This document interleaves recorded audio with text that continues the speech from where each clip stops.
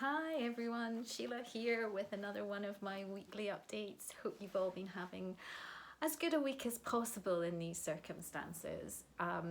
Some of you may have noticed that I have had a bit of a change. I've just been to the hairdresser, so got my hair done, which is still quite exciting to be able to do. But that's not really what I want to talk about today. Just want to give you an update on what I've been doing. So obviously last week, I'm still following up from the newsletter. Thank you so much for those of you who subscribed, and if you haven't, then you can subscribe to the newsletter and my mailing list at the website. So that's been really exciting and been great to see that so many of you have visited my online shop and had some sales as well. So thank you very much for those of you who have bought. Amazing that one of my pictures is on its way to Australia. So thank you, Laurie, for that. That was great.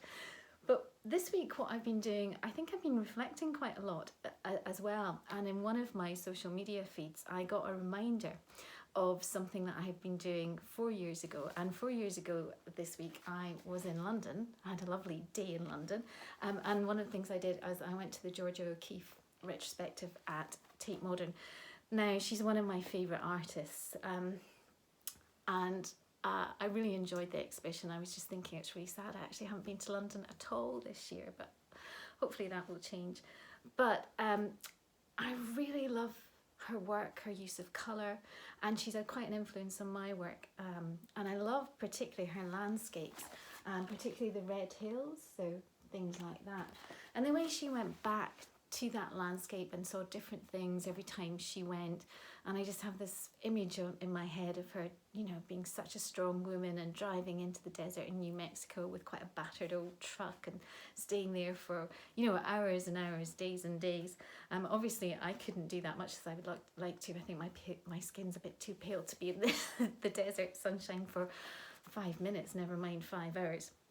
But anyway, I think what I do as well is I do go back to places. I go back to landscapes that mean something to me, and I try and find something different within them. Whether it's more in my my more realistic landscapes, where I go back to some of my favourite, particularly beaches, and the sky and the sea is always different.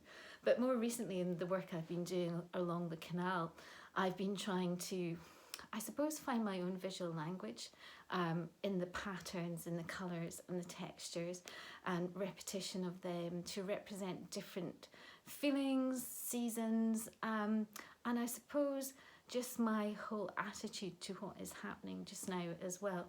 So it's a growing, I suppose, something that I'm growing into, but it always brings me back. And I think there's a fascination in trying to go back to places that are familiar and finding new things, because there's always something new to see, there's always something new to say visually about things as well. So I've been thinking about that a lot this week, so I hope that kind of makes sense to you and maybe helps you understand where I'm coming from. So I'm not just randomly cutting things out and sticking them on bits of paper. There is quite a lot of thought that goes behind it, and there is meaning for me, and I hope there is meaning for you too.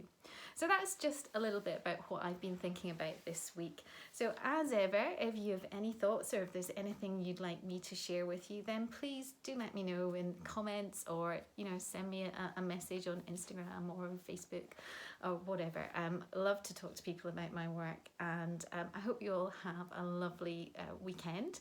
And remember, you can see lots of my work. Follow me on Instagram. You're obviously doing that already.